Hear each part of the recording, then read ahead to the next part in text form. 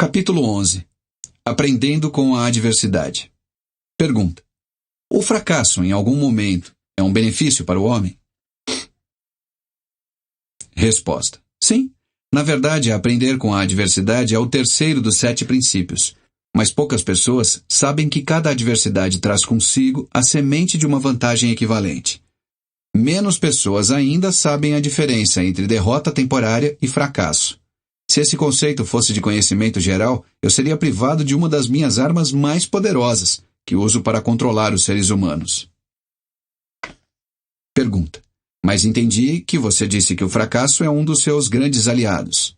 Tive a impressão, baseado na sua confissão, de que o fracasso faz com que as pessoas percam a ambição e parem de tentar. Aí então você as possui sem nenhum tipo de dificuldade ou oposição por parte delas. Resposta: é justamente esse o ponto. Assumo o poder sobre elas justamente no momento em que elas desistem de tentar. Se elas soubessem a diferença entre derrota temporária e fracasso, elas não desistiriam quando encontrassem adversidades na vida. Se soubessem que cada forma de derrota e todos os fracassos trazem consigo a semente de uma nova oportunidade, elas se manteriam lutando e acabariam por vencer. O sucesso normalmente está a um passo muito curto, além do ponto em que se desiste de lutar. Pergunta: isso é tudo o que se pode aprender da adversidade, derrota e fracasso? Resposta: não. Esse é o mínimo que alguém pode aprender. Detesto dizer isso, mas o fracasso normalmente serve como uma bênção disfarçada, porque ele quebra o padrão do ritmo hipnótico e faz com que a mente se liberte para um novo começo. Pergunta: agora estamos chegando a algum lugar. Então, você confessou finalmente que, mesmo a lei natural do ritmo hipnótico pode ser, e normalmente é, anulada pela própria natureza. Isso está correto? Resposta: não. Essa não é a forma correta e exata de abordar esse assunto. A natureza nunca anula nenhuma de suas leis naturais. A natureza nunca tira a liberdade de pensamento de um ser humano através da lei do ritmo hipnótico. O indivíduo abdica de sua liberdade pelo abuso dessa lei. Se um homem pulasse de uma árvore e fosse morto pelo abrupto impacto do seu corpo com a terra, através da lei da gravidade, você não diria que a natureza o assassinou, diria? Você diria que o homem negligenciou no ato de relacionar-se apropriadamente com a lei da gravidade. Pergunta: estou começando a entender. A lei do ritmo hipnótico é tanto capaz de ser utilizada pelo lado negativo quanto pelo positivo. Ela pode levar uma pessoa para as profundezas, chegando à escravidão, através da perda do privilégio da liberdade de pensamento. Ou ela pode ajudar uma pessoa a alcançar o topo de suas realizações através do livre uso dos seus pensamentos, dependendo da forma como o indivíduo se relaciona com a lei. Isso está correto? Resposta: agora você está conseguindo entender. Pergunta: e sobre o fracasso? Uma pessoa não fracassa intencionalmente pensando deliberadamente em falhar. Ninguém estimula a derrota temporária. Essas são as circunstâncias sobre as quais o indivíduo não possui qualquer tipo de controle. Como, então, pode-se dizer que a natureza não tira a liberdade de pensamento, quando na verdade o fracasso destrói a ambição, a força de vontade e a autoconfiança essencial para se fazer um novo começo? Resposta: o fracasso é uma circunstância feita pelo homem. Ele nunca é real, até que seja aceito pelo homem como algo permanente. Colocando-se de outra forma, o fracasso é um estado de espírito. Por isso é algo que um indivíduo pode controlar até o momento em que ele se nega a exercitar esse privilégio. A natureza não força as pessoas a fracassarem, mas a natureza impõe a sua lei do ritmo hipnótico sobre todas as mentes, e através dessa lei, ela mantém permanentemente todos os pensamentos que dominam essas mentes. Em outras palavras, pensamentos de fracasso são tomados pela lei do ritmo hipnótico e feitos permanentes se o indivíduo aceita tais circunstâncias como sendo um fracasso permanente. Essa mesma lei, de forma inexorável, também assume e faz com que se tornem permanentes os pensamentos de sucesso. Pergunta: qual o papel, então, que possui o fracasso em ajudar o indivíduo a quebrar o padrão do ritmo hipnótico após essa lei estar impregnada na mente dessa pessoa? Resposta: o fracasso traz consigo um clímax. no qual uma pessoa tem o privilégio de limpar a sua mente do medo de fazer um novo começo, seguindo outra direção. O fracasso prova conclusivamente que algo está errado com os objetivos e planos da pessoa, através dos quais os mesmos objetivos e planos são perseguidos. O fracasso é o ponto final do hábito que a pessoa tem seguido, e quando o mesmo é alcançado, ele força a pessoa a deixar esse caminho e seguir por outro, fazendo com que ela crie um novo ritmo para a sua vida. Mas o fracasso faz muito mais do que isso. Ele dá ao indivíduo uma oportunidade para testar a si mesmo, onde pode aprender o quanto de força de vontade ele possui. O fracasso também força as pessoas a aprenderem muitas verdades que elas nunca descobririam sem ele. O fracasso normalmente leva o indivíduo a entender a força da autodisciplina, sem a qual ninguém poderia voltar atrás após ter sido vítima do ritmo hipnótico.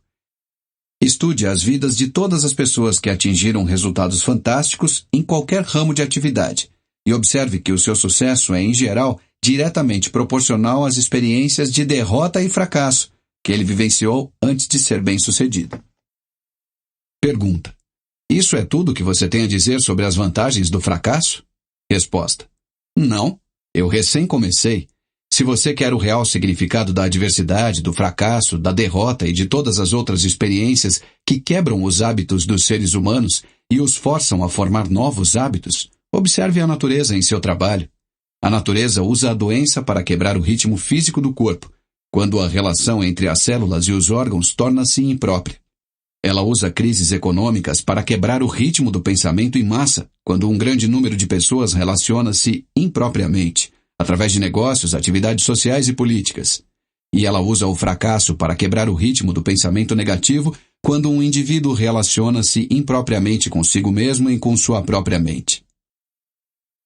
Observe cuidadosamente e você verá que, em todos os lugares da natureza, sempre há uma lei natural que fornece uma eterna mudança para toda a matéria, toda a energia e todo o poder do pensamento. A única coisa permanente em todos os universos é a mudança. A mudança eterna e inexorável é aquela através da qual cada átomo da matéria e cada unidade de energia possui a oportunidade de relacionar-se apropriadamente com outras unidades de matéria e energia. E cada ser humano tem a oportunidade e o privilégio de relacionar-se apropriadamente com todos os outros seres humanos, independente de quantos erros ele cometa ou quantas vezes e de que maneira ele possa ser derrotado.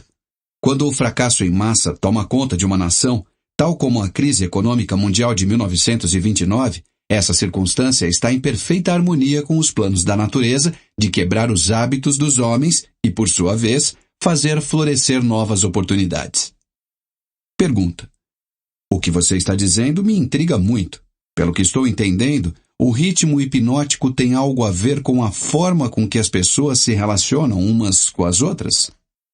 Resposta: essa coisa evasiva e abstrata chamada caráter nada mais é do que uma manifestação da lei do ritmo hipnótico. Por isso, quando se fala do caráter de alguém, seria mais apropriado dizer-se que os seus hábitos de pensamento foram cristalizados em uma personalidade positiva ou negativa, através da lei do ritmo hipnótico. Uma pessoa é boa ou ruim devido à fusão dos seus pensamentos com as suas ações, através dessa lei. Uma pessoa é presa pela pobreza ou abençoada com a abundância devido às suas aspirações, planos e desejos ou à falta deles, que por sua vez são feitos permanentes e reais pelo ritmo hipnótico. Pergunta: isso é tudo que você tem a dizer a respeito da conexão entre o ritmo hipnótico e as relações humanas? Resposta: não, eu apenas comecei.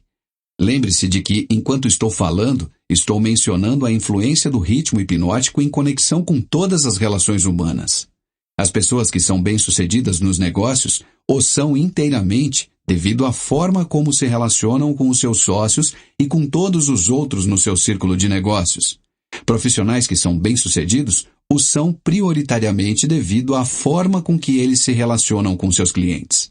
É muito mais importante para o advogado conhecer as pessoas e conhecer as leis da natureza do que conhecer propriamente a lei jurídica. E o médico acaba sendo um fracasso antes mesmo de começar, a menos que ele conheça como relacionar-se com os seus pacientes e como estabelecer a fé destes nele mesmo.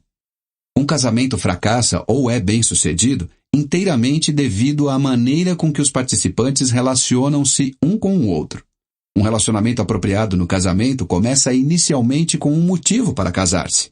A maioria dos casamentos não traz felicidade para o casal porque ambos não entendem e nem fazem questão de entender a lei do ritmo hipnótico através de sua ação, em que cada palavra que eles dirigem um ao outro, cada ato que eles fazem e cada motivo que os leva a lidar um com o outro faz parte de uma rede que pode trazer-lhes controvérsias e miséria, ou dar-lhes asas para a liberdade, através da qual ambos conseguem sobrevoar todas as formas de infelicidade.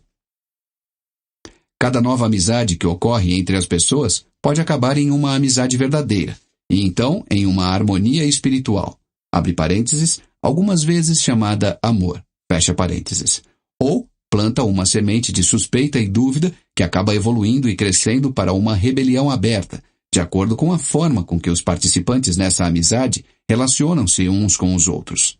O ritmo hipnótico simplesmente pega as motivações dominantes, as aspirações, os objetivos e os sentimentos dessas mentes em contato e os transforma de alguma forma em fé ou medo, amor ou ódio. Após o padrão ter tomado forma, o que ocorre com o tempo, ele é imposto sobre essas mentes que estão em contato e torna-se parte delas.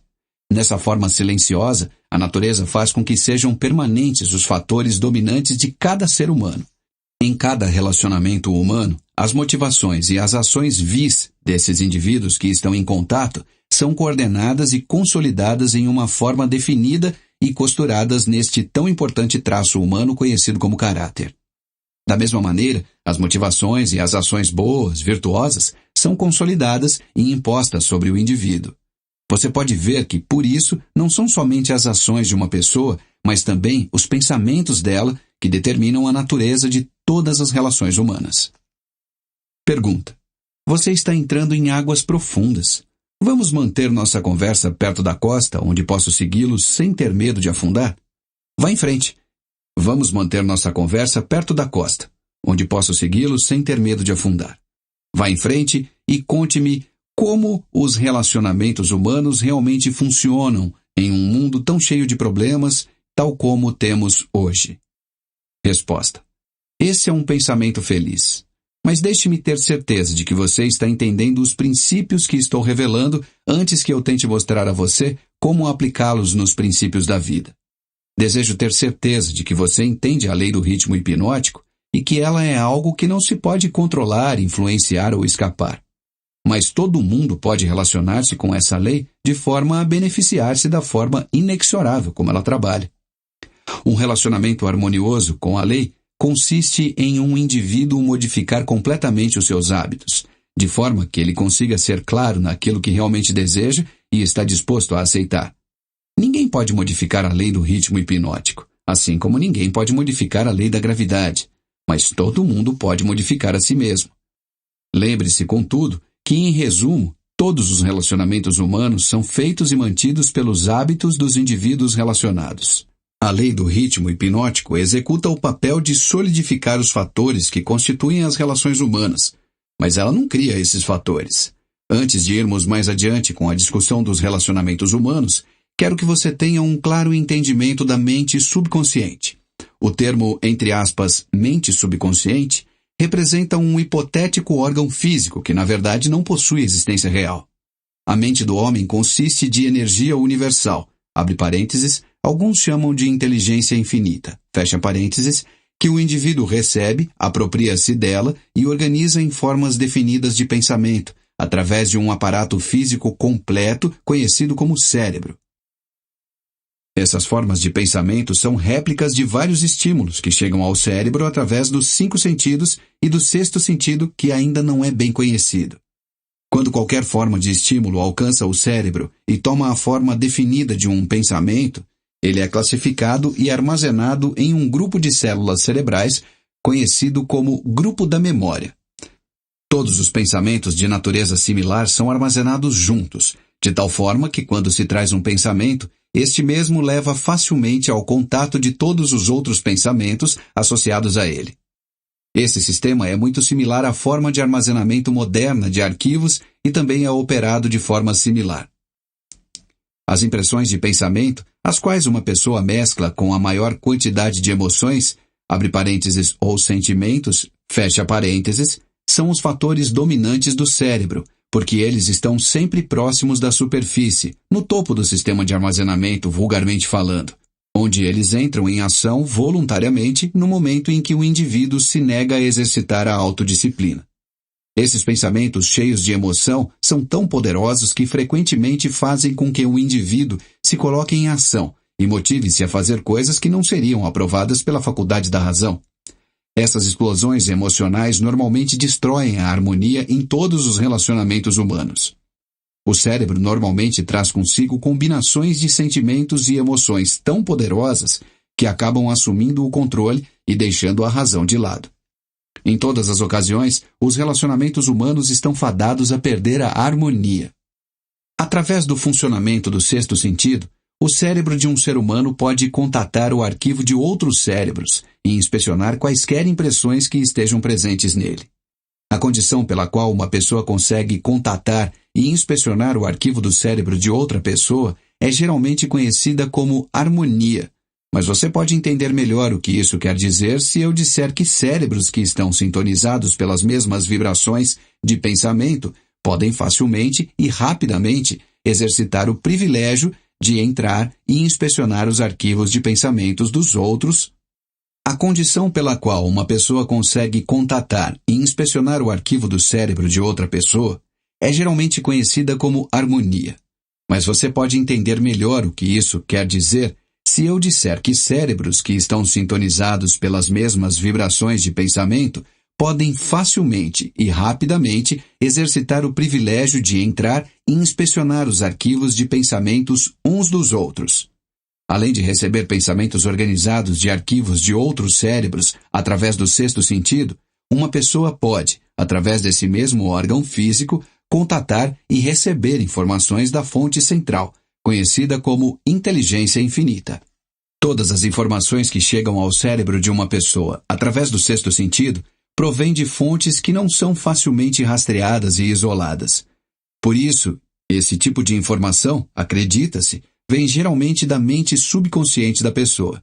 O sexto sentido é o órgão do cérebro através do qual se recebem todas as informações, todo o conhecimento, todas as impressões de pensamento que não vêm através de um ou de todos os 5 sentidos. Agora que você compreende como a mente funciona, entenderá mais facilmente como e por que as pessoas acabam gerando tristeza e desarmonia através de relacionamentos humanos impróprios. Você também entenderá como os relacionamentos humanos podem ser idealizados para angariar riquezas na sua mais alta forma, riquezas materiais, mentais e espirituais. Além disso, você compreenderá que nunca pode haver felicidade, exceto através do entendimento e da aplicação dos princípios corretos das relações humanas. Entenderá também que nenhum indivíduo é uma entidade em si mesma, e que só se pode conseguir uma mente plena pela harmonia de objetivos e ações entre 2 ou mais mentes. Entenderá por que cada ser humano deveria, por sua própria escolha, tornar-se o guardião do seu irmão, tanto de fato como em teoria. Pergunta: o que você diz pode ser verdade, mas ainda insisto que você tem me levado para as profundezas do pensamento. Vamos voltar para a superfície, onde eu possa nadar em águas familiares. Nadaremos nas águas profundas após eu aprender a nadar com maestria. Começamos discutindo o assunto de como lucrar com a adversidade, mas me parece que perdemos o foco desse assunto.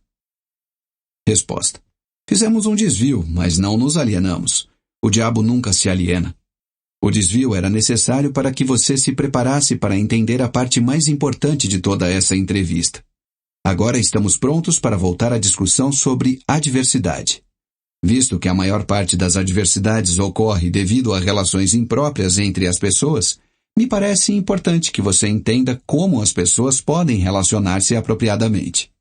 Naturalmente, levanta-se a questão de o que é uma relação apropriada entre as pessoas. A resposta é que um relacionamento apropriado é aquele que traz a todos que estão ligados a ele ou afetados por ele alguma forma de benefício. Pergunta: o O que então é um relacionamento impróprio? Resposta: qualquer relacionamento entre pessoas que cause dano ou traga qualquer forma de miséria ou infelicidade para qualquer um dos envolvidos. Pergunta: como podem relacionamentos impróprios ser corrigidos? Resposta: pela mudança da mente da pessoa que está causando o relacionamento impróprio ou pela mudança das pessoas envolvidas no relacionamento. Algumas mentes harmonizam-se naturalmente, enquanto outras colidem da mesma forma. Relacionamentos humanos bem-sucedidos e que são feitos para durar como tal, devem ser formados de mentes que naturalmente se harmonizem, além de terem interesses comuns como um meio de trazê-los para a harmonia. Quando você fala de líderes de negócios que são bem-sucedidos porque, entre aspas, sabem como escolher homens, você pode mais corretamente dizer que eles são bem-sucedidos porque sabem como associar mentes que se harmonizam naturalmente. Saber como escolher pessoas de forma bem-sucedida para qualquer objetivo definido na vida é uma habilidade desenvolvida para reconhecer os tipos de pessoas cujas mentes naturalmente se harmonizam. Pergunta: por favor, fique focado na adversidade. Se há possíveis benefícios a serem encontrados através da adversidade, nomeie-os. Resposta: a adversidade livra as pessoas da vaidade e do egocentrismo. Ela desencoraja o egoísmo, provando que nenhum indivíduo pode ser bem-sucedido sem a cooperação de outros. A adversidade força o indivíduo a testar sua força mental, física e espiritual. Portanto, ela traz o indivíduo face a face com suas fraquezas e dá a ele oportunidade de transpô-las. A adversidade força uma pessoa a procurar caminhos e meios para fins definidos através da meditação e do pensamento introspectivo. Isso regularmente leva à descoberta e ao uso do sexto sentido, através do qual a pessoa consegue comunicar-se com a inteligência infinita. A adversidade força uma pessoa a reconhecer a necessidade de uma inteligência que não está disponível dentro de sua própria mente, mas provém de fontes externas. A adversidade quebra velhos hábitos de pensamento e dá para a pessoa a oportunidade de formar novos hábitos. Por isso, ela pode servir para quebrar o ciclo do ritmo hipnótico e mudar o seu funcionamento de negativa para fins positivos. Pergunta: qual o maior benefício que uma pessoa pode receber através da adversidade? Resposta: o maior benefício da adversidade é que ela pode, e geralmente o faz, forçar uma pessoa a mudar os seus hábitos de pensamento, quebrando e redirecionando a força do ritmo hipnótico.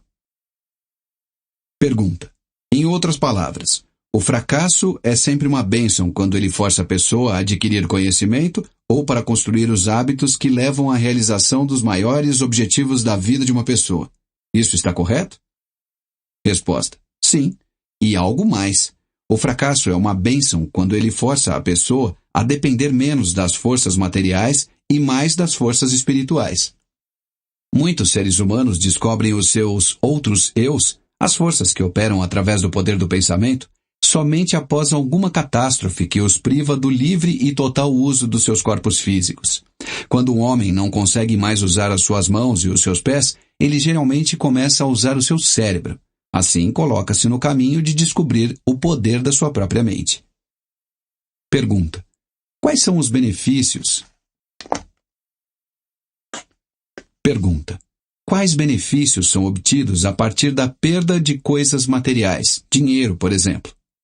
Resposta: a perda de coisas materiais pode ensinar muitas lições necessárias. Contudo, nenhuma tão grande quanto a de não possuir controle sobre nada e não ter certeza do uso permanente de qualquer coisa, exceto o poder do pensamento. Pergunta: fico imaginando se esse não é o maior benefício disponível que se pode aprender através da adversidade.